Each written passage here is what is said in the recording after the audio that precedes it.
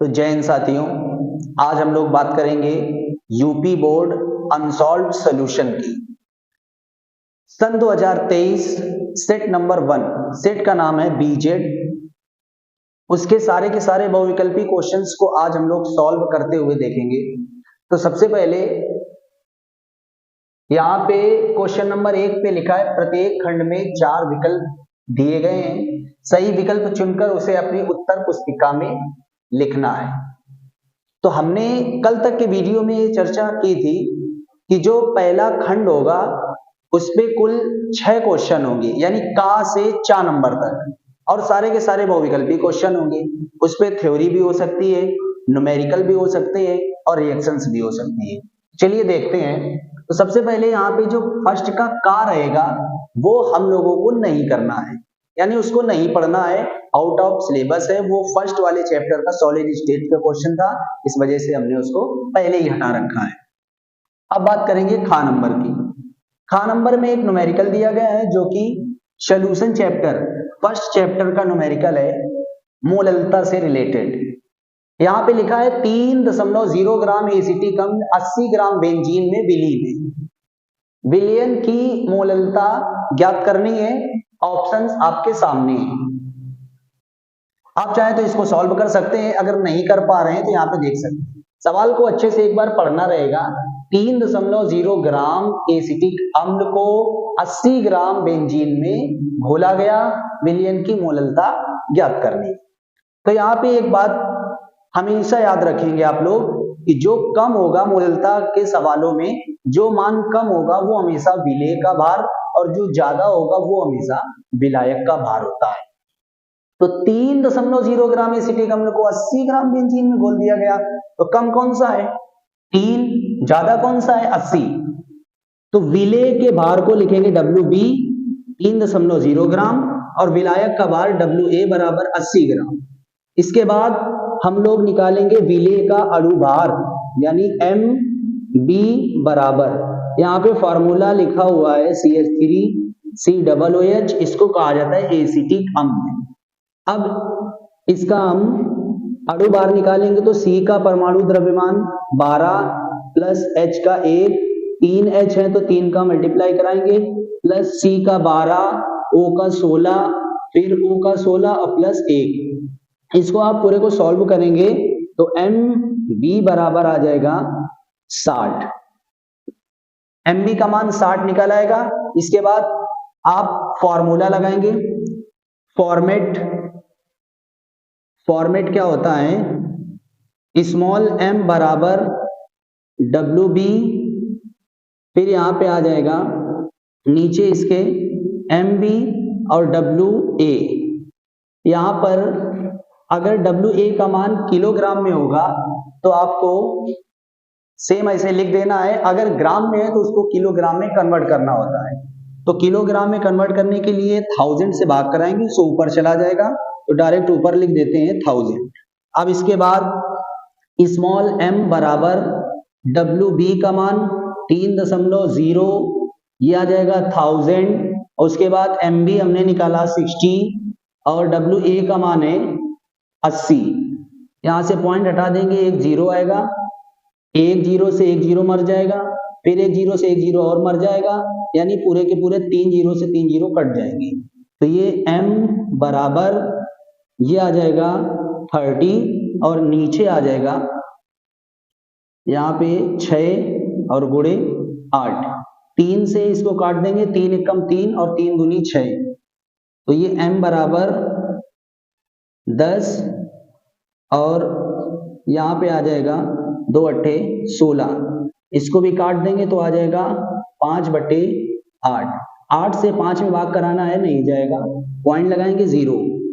तो 8 का अगर पढ़ा 6 बार पढ़ेंगे हम लोग तो 8 छंग 48, तो यहाँ पे आ जाएगा 6 और फिर 2 बचेगा, 8 दूनी 16 और 8 पंच 40, तो 0.625। अब यहाँ पे आपको देखना रहेगा कि 0.625 कौन से नंबर पे दिया गया है।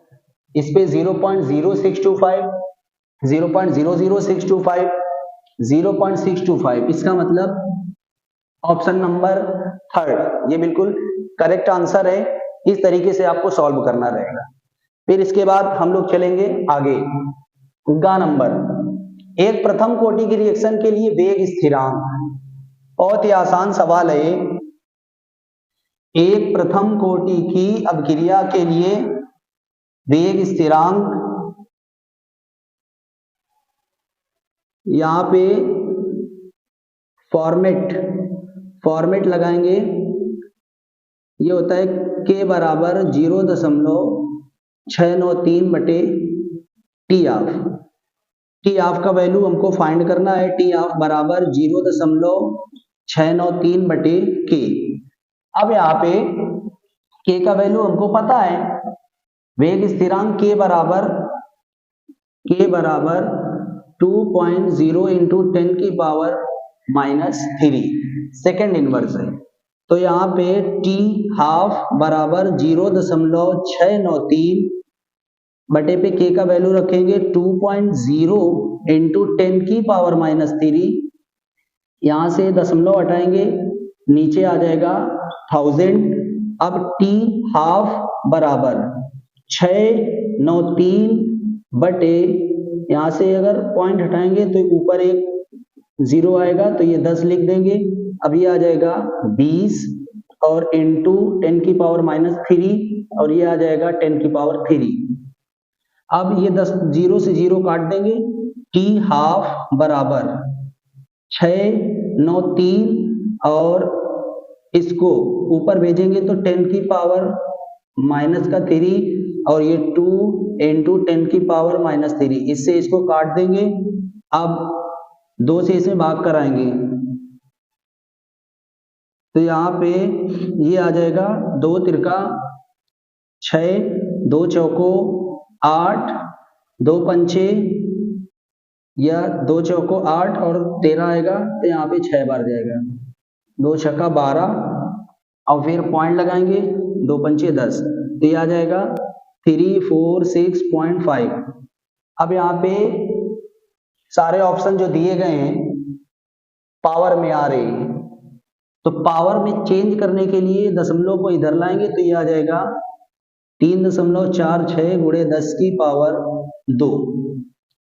अब 3.46 5 और आगे जा सकते हैं, गुणे 10⁻²। यहाँ पे 3 है, 2 है, -1 है, -2 है, तो ये वाला आपका करेक्ट आंसर रहेगा। इस तरह से आप सवालों को सॉल्व करके ऑप्शन देख सकते हैं कि कौन सा सही है और कौन सा गलत है। इसके बाद क्वेश्चन नंबर 3, इससे पूछा गया है कि डीएनए में क्षारक उपस्थित नहीं है, यानी डीएनए में 4 प्रकार के नाइट्रोजन युक्त क्षारक होते हैं, ADCT, एडेनिन, ग्वानिन, साइटोसिन और थायमीन। जबकि आरएनए में कौन कौन से होते हैं? एडेनिन, ग्वानिन, साइटोसिन और थायमीन की जगह होता है यूरेसिल। तो डीएनए में कौन सा नहीं होता है? यूरेसिल, ये करेक्ट आंसर रहेगा। फिर CH3, CS, CH3, CH, OH, CH3 का IUPAC में नाम बताना है। गिनती वहां से करते हैं जहां से OH पास पड़ेगा, तो हम लोग CH3, CH और CH3 और फिर इसके बाद CH, OH और CH3 इधर से गिनेंगे 1 2 3 4, तो ये आ जाएगा 3 मेथिल और 4 कार्बन पे परिवार के ग्रुप का नाम आ जाएगा ब्यूट और बंध का नाम एन और आ जाएगा 2 और इसके बाद ऑल। तो यहाँ पे 2 ऑप्शन बिल्कुल सेम तरीके की, एक 2 हाइड्रोक्सी 3 मेथिल ब्यूटेनल, ये तो बिल्कुल गलत है, 2 मेथिल ब्यूटेन 3 ऑल, तो 2 मेथिल ब्यूटेन को इन्होंने इधर से गिना है, तो ये रॉन्ग है, ये वाला आपका राइट है 3 नंबर। इसके बाद क्वेश्चन नंबर फर्स्ट का 4, हिंसबर्ग अभिकर्मक है। हिंसबर्ग अभिकर्मक क्या होता है? C6H5SO2 और Cl, इसका नाम होता है बेंजीन सल्फोनिल क्लोराइड, यानी एथिल ऑक्सिलेट गलत है, ट्राइमेथिलेमीन गलत है, बेंजीन सल्फोनिल क्लोराइड ये आपका सही आंसर है। बेंजीन क्लोराइड ये भी गलत है। और इसका फॉर्मूला कभी ऐसा भी पूछा जा सकता है कि हिंसबर्ग अभिकर्मक का सूत्र है, तो C6H5SO2Cl।